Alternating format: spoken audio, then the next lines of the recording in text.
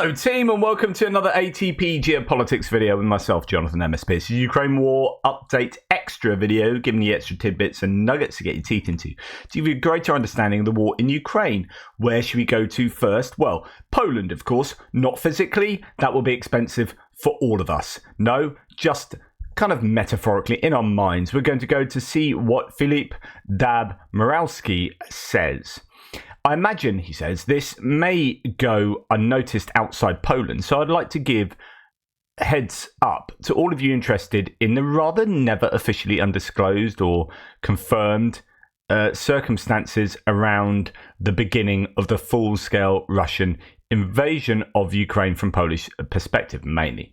Of course, he meant to say never officially disclosed. Just, a bit of grammar assistance there, or word assistance. Which reminds me, let's do a bit of, I haven't done this in ages. I've written like a dozen books or whatever, probably more than that. One of the books I've written is a book called The Family Book of Word of the Day for a year, every year, forever. There you go. You can go and buy that off all good booksellers. And I'd appreciate it. Anyway, just recently, a book came out titled The Family Book of Word...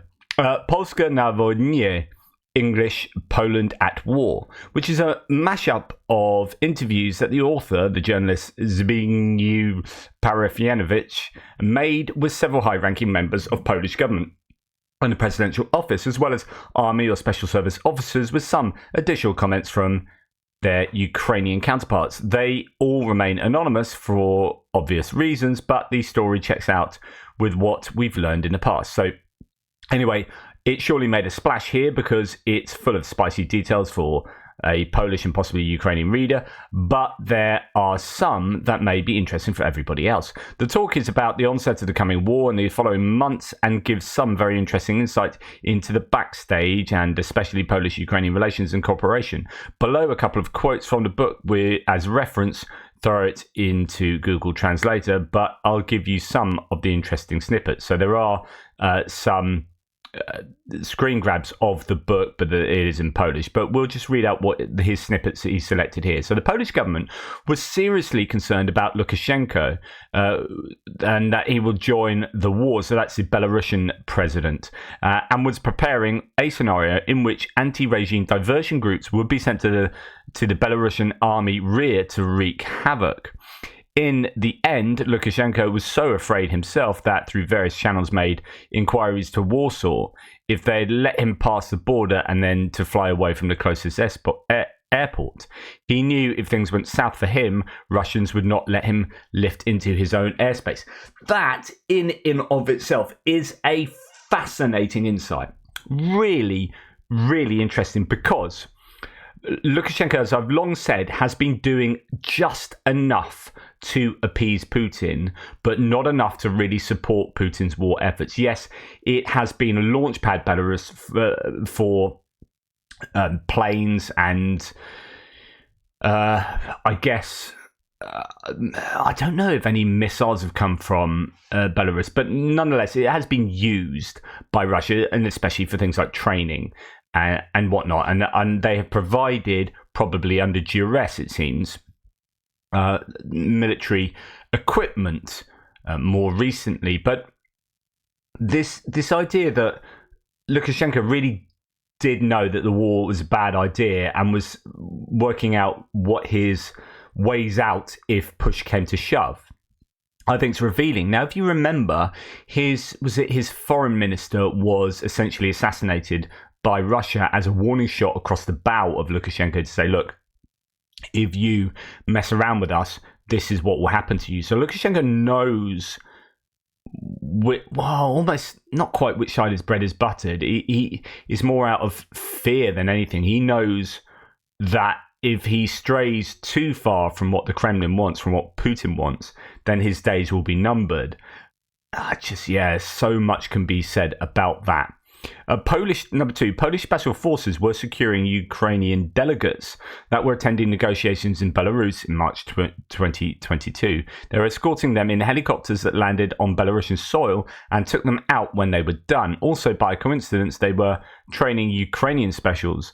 Polish commando forces were present at the facility in Brovary, a Kiev suburb, when the war erupted. They stayed on longer, gathering intel. A British unit also reported doing the same. So at the outbreak of the war, there were Polish and British special forces units still doing whatever they were doing before the war, but they continued to gather intel and do whatever it was they were doing after the outbreak of the war.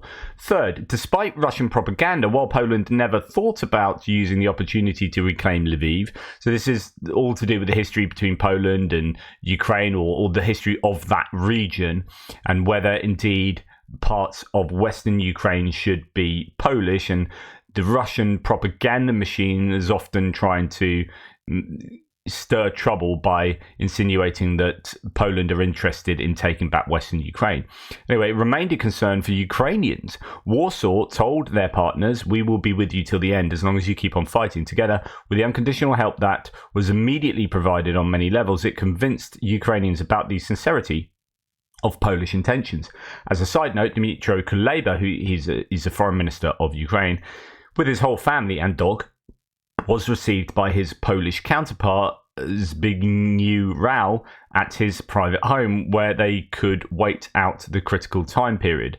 Similar proposals were made to the Ukrainians Alexei Danilov and Sibiha. Number four, on the 25th of March, brand new Polish Boeing 737-800 NGs had an emergency landing while on the way to Jezionka, Rzeszów, I don't know if I'm pronouncing that, or Rzeszów, to a meeting with President Biden. President Duda and General Andrzejczyk were on board. The cause of near-death experience, how passengers described it, was a faulty trimmer which malfunctioned, forcing the pilots to fly with the steering handles. Luckily, the plane landed safely, and the delegation quickly changed their plane to another one, continuing the trip. Nevertheless, at the time, possible sabotage or assassination attempt was one of the probable causes that was being investigated. Wow, interesting. So it could be that some high-ranking Poles there were... well, there could have been yet another incredibly impactful plane crash, given that they've got that historically in recent memory.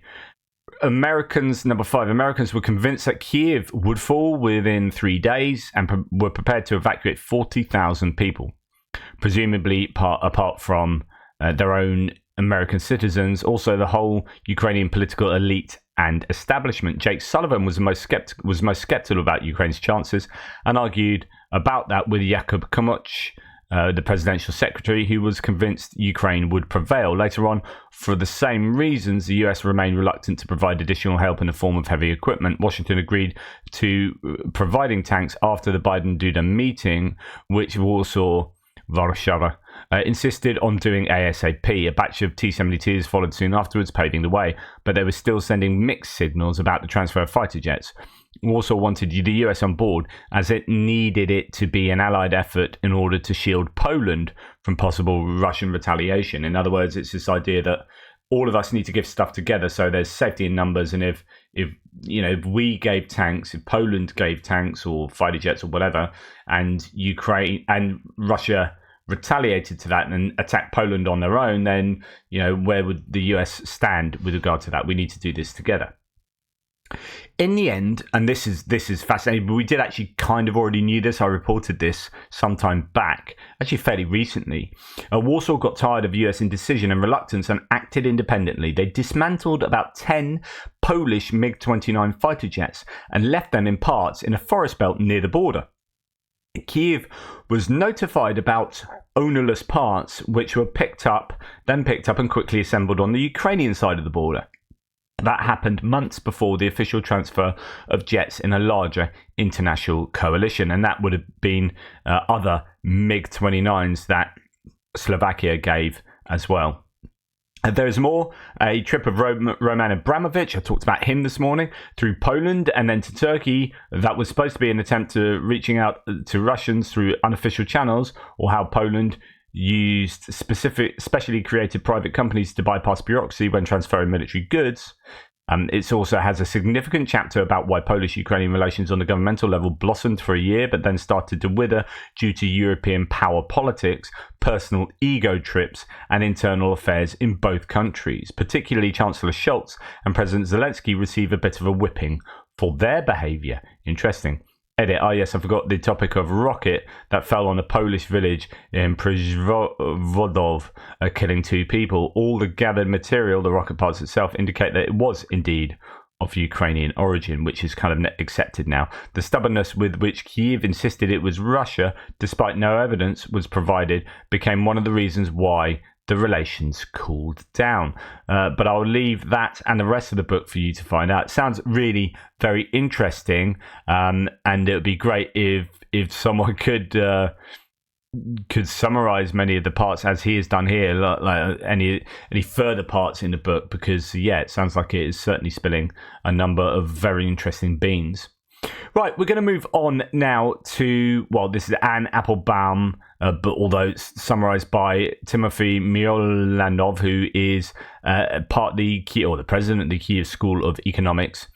He's always good to work out his opinion on stuff, but Anne Applebaum as well, Twilight of Democracy, the book that she wrote fairly recently, is a fascinating insight into global move towards authoritarianism. She's got experience, as an American writer of, I think she's married to a Pole, is she, or certainly lives in Poland. So she's seen the Polish government slip to the right. She talks a lot about Viktor Orban and Hungary doing so, and of course politics in the US too. But anyway, here, Anne Applebaum writes that the West must defeat Russia. But why? Why should an ordinary citizen of the Western democracy care about defeating Russia? Why don't they have bigger problems at home? Here's a list of the 10 reasons why that she obviously talks about in The Atlantic, where she is writing. So we're just going to go through what he says. I presume he's summarizing what she says, or it could be his own separate opinions. Right, number 1, more aggressive, unchecked Russia will lead to future conflicts that involve the US and Europe. Endangering American and European lives, is better to stop Russia now. Many might not take this threat seriously, but they should reflect on recent history critically. This is the idea that spending $5 now will stop you from having to spend $100 later. If we nip this in the bud, then at a relatively low cost, at less than 5% of defense budgets or whatever, this is a really good return on investment. And if you don't sort it out now, then the problem will be exacerbated. And to solve that problem at a later point might then involve both American boots on the ground or international boots on the ground and higher costs. So it's worth doing now. Many people, he continues, including me, didn't believe that Russia would invade Ukraine in February 2022, or do it at this scale, or that it would wipe out entire cities, as in Mariupol, killing tens of thousands of civilians, or blow a major river down in Europe, or fire missiles in the thousands. And writes that just last week, Dmitry Medvedev, ex-president of Russia, called Poland a historical enemy, in an 8,000-word piece, hinting at a possible invasion. That the threat Putin poses remains unchanged since February 22. This threat could lead to a new kind of Europe, one in which Poland, the Baltic states, and even Germany are under constant physical threat, with all of the attendant consequences for trade and prosperity. A Europe permanently at war, and Applebaum continues in her piece, an idea that seems impossible to most people in the West, still seems eminently plausible to the Russian president, end quote. The problem is that Putin has the means to pursue this idea, and in a sense he does so by fighting the West on multiple fronts. And so the list of threats from Russia is much bigger. If Ukraine falls, if Ukraine falls or falls, then American and NATO credibility will be further undermined, since it can't stand up to authoritarian regimes, and there'll be a rising unrest and extremism in Europe driven by Russia. So, yeah, that is obviously an issue. Unstable oil and gas markets and increased global conflicts exacerbated by Russia will continue to cause economic problems problems including inflation, and that's point number 4. Point number 5 is Russian propaganda and political interference could further divide American and European societies and worsen political dysfunction. I mean, this is something that Russia is overtly trying to do and has been trying to do for many years now. That information war, the propaganda, the meddling in elections. I know I have to keep saying this, but when I talk about how Russia has, and this is beyond any doubt, there have been reports on this. The social media companies have done their own reporting on this and have answered in select committees and whatnot. We know 100% that Russia has meddled in the 2016 and 2020 US elections, in the British Brexit election, in elections all around the world, and that they're meddling at the moment in Latin America and in politically there, trying to divide Latin America from the US, from Western thinking, and also trying to produce anti-Ukrainian sentiment. Now, when I say that, this is incontrovertible, but I'm not talking about collusion. I said it again the other day, and someone said, "Oh my goodness, don't you know that collusion didn't happen?" I'm not talking about collusion, right? This is not to say, during the 2016 elections that American entities like Trump or whoever went to Russia and said, right, we want to do something dodgy together so that Clinton doesn't get in. That's not what I'm saying. I'm saying that Russia, despite whatever may have happened in that context, Russia was meddling. Meddling meaning they were sowing discord through troll farms producing and bot farms producing all sorts of social media posts and blog posts and all sorts of stuff like that in support of one side or another in these different political contexts. They favoured Trump in the election. It's not to say that Trump wouldn't have got voted in, by the way, either. But we need to be on our guard for future electoral meddling in every society in the world, and not just from the Russians, but from the Chinese, who are apparently now up in their game in that respect. This is such a big threat, known, as I've told you before, as epistemic security. We have national security, cyber security. This is now epistemic security. What is the truth? What is knowledge? What do we know? How do we know that that's true? And the Russians are experts at sowing complete confusion, so you don't really know what's true, and then you kind of just go back to your base intuitions, which are then fed by Russian produced narratives as well, and you end up going awry, unfortunately. I mean, to talk about the collusion thing, by the way, don't come at me that, oh, look at the Mueller report. The Mueller report is very clear in the fact that it wasn't looking at collusion either. The collusion question was never answered because that was not the remit, because it couldn't really do that. There's a really good Time article saying 10 myths debunked about the Mueller inquiry. I'll go and find that actually. Yeah, here it is. It's 11, actually. These 11 Mueller report myths just won't die. Here's why they're wrong. And number one myth is that Mueller found no collusion. And the response is Mueller spent almost 200 pages describing, open quote, numerous links between the Russian government and the Trump campaign. He found that, quote, a Russian entity carried out a social media campaign that favored presidential candidate Trump and disparaged presidential candidate Hillary Clinton, end quote. He also found that, quote, a Russian intelligence service conducted computer intrusion operations against the Clinton campaign and then released stolen documents. While Mueller was unable to establish a conspiracy between members of the Trump campaign and the Russians involved in this activity, he made it clear that, quote, a statement that the investigation did not establish particular facts does not mean there was no evidence of those facts, end quote. In fact, Mueller also wrote that the, quote, the investigation established that the Russian government perceived it would benefit from a Trump presidency and worked to secure that outcome, and that the campaign expected it would benefit electorally from information stolen and released through Russian efforts, end quote. To find conspiracy, a prosecutor must establish beyond a reasonable doubt the elements of the crime. I mean, the whole thing about the Mueller report is it couldn't find collusion. It's like an impossible benchmark. It was an impossible threshold to kind of cross. To find conspiracy, a prosecutor must establish beyond a reasonable doubt the elements of the crime, an agreement between at least two people to commit a criminal offence, and an overt act in furtherance of that agreement. One of the underlying criminal offences that Mueller reviewed for conspiracy was campaign finance violations. Mueller found that the Trump campaign members, Donald Trump Jr., Paul Manafort, and Jared Kushner, met with Russian nationals in Trump Tower in New York in June 2016. So this happened for the purpose of receiving disparaging information about Clinton as a part of, quote, Russia and its government's support for Mr. Trump, according to an email message arranging the meeting. This meeting did not amount to a criminal offence, in part because Mueller was unable to establish willfulness.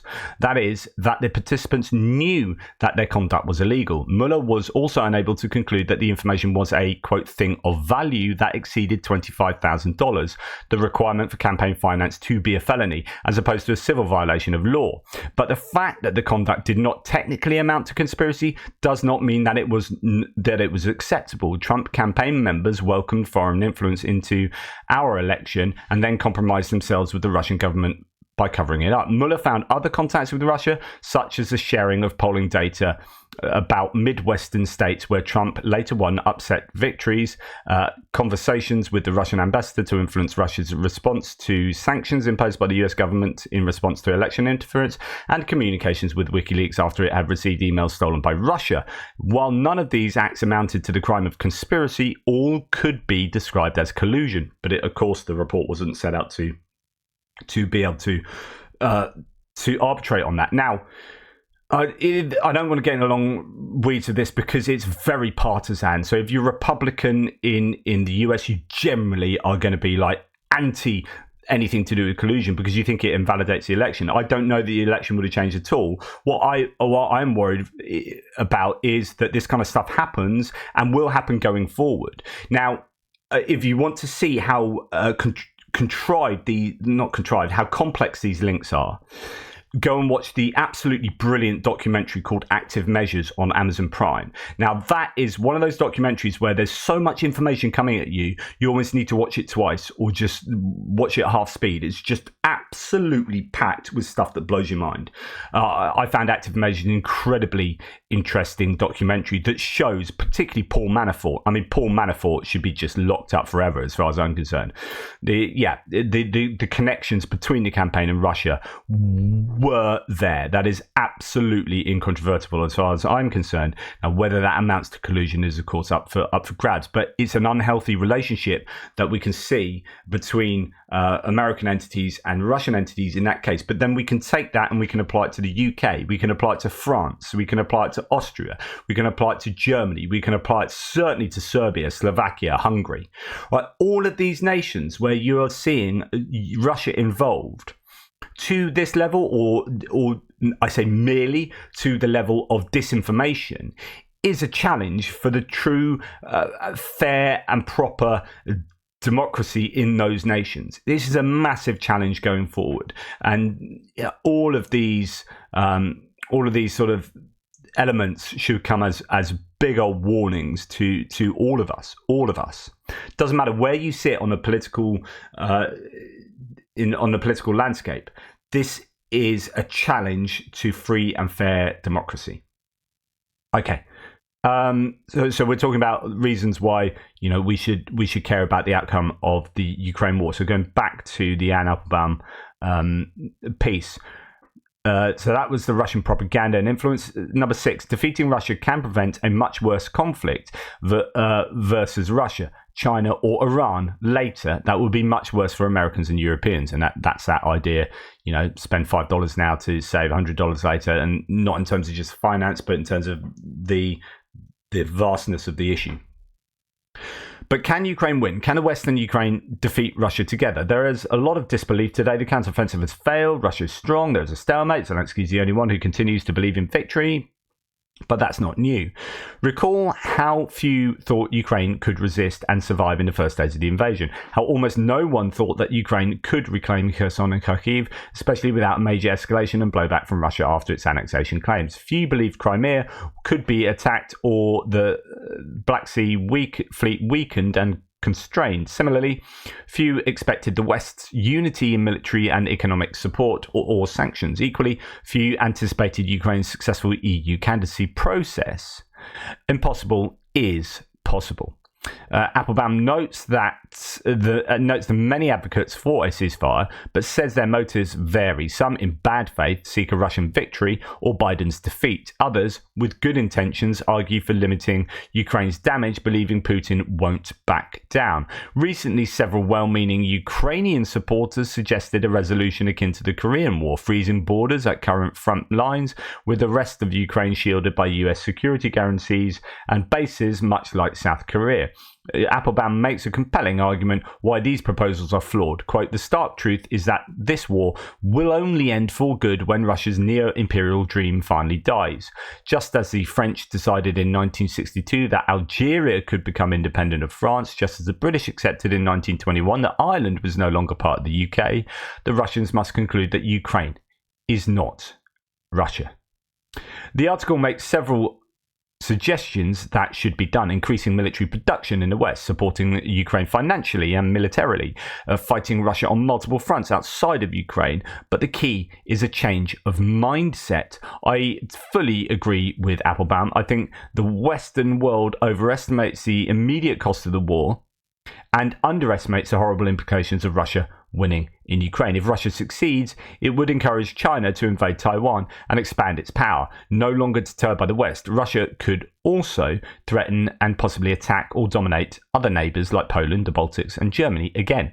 It would strengthen Russia's global authoritarian alliances with Iran, Venezuela, Syria and others. The spread of violence and unrest would continue and likely accelerate in the Middle East, Africa and Europe. Pro-Russian extremist politics would surge in the West. Divisive propaganda and political warfare would increase. The economic integration and prosperity of Europe would be severely damaged by having an aggressive Russia threatening the borders. And finally, America's credibility as a defensive alliance partner would be undermined, hurting its global standing and relationships. We will be in a different, much less safe and much more authoritarian world. I thought that was a good analysis, well, primarily by Anne Applebaum, but by Milovanov in summarising that and adding his own commentary. Right. A somewhat shorter thread. This one is by Mick Ryan, the retired Australian general. That is, I think, he's such a good commentator on the war. Has had a good interview on Ukraine, the latest recently with Dom Nichols. Anyway, he says, an update on the Russian force structure changes. In the short term, these focus on Ukraine ops and a shift towards brigade and division size formations, as well as the expansion in the VDV, so the paratroopers. There's been this whole move of the Russian army to reform over the last decades. I think since 2008, they were looking at doing these big reforms, moving to battalion tactical groups, BTGs, which they had at the beginning of the war, which were the whole kind of army within an army, rather than doing things on like mass scales, just having, you know, these battalion tactical groups that had all elements of combined arms maneuver within that, and you go around and you use these things to bring about your goals that was more in line with NATO and Western thought. It was interesting listening to Gustav Gressel on Silicon Curtain. By the way, I'm having a live chat with Jonathan Fink from Silicon Curtain on Friday morning, UK time. So if you're up very early in the States, hopefully you can catch that. But that, yeah, Gustav Gressel on there, who's an Austrian, who's now working in Berlin, I think he was saying that he had experience of Russian generals wanting to come over or coming over and having meetings and with European and American military personnel like in decades past, and wanting to reform the Russian army to move more towards this NATO kind of framework. But unfortunately, it just didn't work. It possibly didn't work because, you know, if you don't do things and take it to the fullest extent, you know, like a man to double business bound. If you try and do like two things and you end up not doing them so well, or you don't really leave behind this idea, the Soviet mentality, and you try and do that new thing, but you still have Soviet mentality, it's not going to work so well. You've got to go, you know, all in. They didn't do that, and the kind of BTG elements of warfare, or that organisation of warfare that they had at the beginning of the campaign just hasn't lasted. Anyway, Mick Rice says the VDV, so the paratroopers' expansion, probably recognises their capability and flexibility during operations in Ukraine. Interesting to watch the future of the current commander. Clearly, BTGs are dead. While combined arms grouping will be employed within brigades and divisions, this approach to force structure has not been successful in the past 21 months. Medium term, this is about command and control and structures that can be mobilized in a confrontation with NATO. Unlikely Russia can sustain operations in Ukraine, especially the large need for reinforcements over the next couple of years, as well as field personnel for all new formations. The big necessary reforms, however, are intellectual. There has been a big gap between doctrine and practice from the Russians in Ukraine. While this is normal for many military institutions, there has been a wide gap in this instance. Training and education reforms will be needed. And Russian doctrine used as a foundation for training, education, command and control and normal ops will need to evolve. Clearly, the increased emphasis on electronic warfare, autonomy, longer range strikes will influence future battle space density, command and control, signature management, and extended duration sustainment. Wow, lots of big words there. So in some respects, the Russian structural shifts reflect that old saying that if you don't know what to do, change your organizational chart. But if these changes are accompanied with reforms in doctrine, training, education, leadership models, command and control culture, and resourcing, as well as a systematic and evidence-based exam of Ukrainian lessons, we might see a different Russian military evolve. It is a big if, though. I mean, the problem of seeing the Russian military evolve, or the problems Russians have, is that they are in the middle of a war right now, and they have the need to evolve. But it's not an easy time to do that when you are committing all your forces to doing these things. You can't really restructure your army in the middle of committing to these big operations. I mean, they kind of did that by getting rid of the BTGs, but all they basically did is just go back to how they used to do things, which is kind of tried and tested. So it wasn't that much of an organizational shift. But there are ways that the Russians are adapting, of course, in terms of the use of technology, but these are much they're not so widespread and organizational across the board. They've shown themselves to be, I guess, adept at doing things like they used to, like they did in the Second World War, which is everything by mass, just a lot of troops and a lot of equipment, and throwing that at the problem and hoping to grind down the enemy. And that's what they've done in Bakhmut. That's what they're doing in Avdiivka now. It's what they've tried to do in Vuhledar. And you could say, look at Bakhmut, there was a success there. Look at Avdiivka, it's on a knife edge. But of course, that success comes at inordinate cost to the Russians. I've actually showed you this already, just in case those who didn't see my news piece this morning. This is quite an interesting set of images, screen grabs from this video, where you see the FOB 500. These are the dumb munitions that are adapted with GPS or Glasnost and fins to give them direction and stability and range so that they can fly for sort of 50 kilometers plus. And have precision. Well, this is, I think, the first time we've seen one being dropped from a plane, and you can see that's before the wings flip out there, and then that's as the wings are out, and then they'll go and glide a bit like. I just cacked myself. That's not music. That's just the sound of an airplane. Anyway, this is it. I almost did that this morning as well, pretty much. There you go, and the wings are out, and then it goes. And that will give it 50 kilometers. That's been geolocated, that footage, to 50 kilometers from the front line. So that, they will glide to where they need to get to. Anyway, that is all I have for you for today. Hope that was of some interest.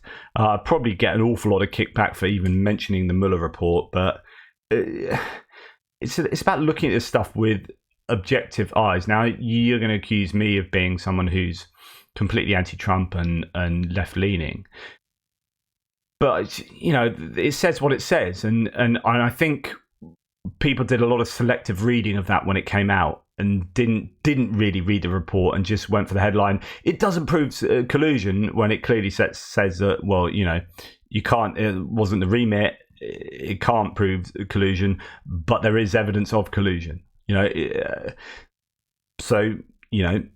That needs to be taken into account. But actually, I wasn't really wanting to talk about collusion, of course. I'm talking about meddling. That's what we need. It's not about the worry of our governments going to Russia and say, hey, let's mess up our electoral process. It's that the Russians and their troll factories and their cyber warfare and their assault on our epistemic security, that they will be meddling and causing discord and dividing us in our own nations. Anyway, on that happy note, take care, guys. Speak soon. Toodle pits.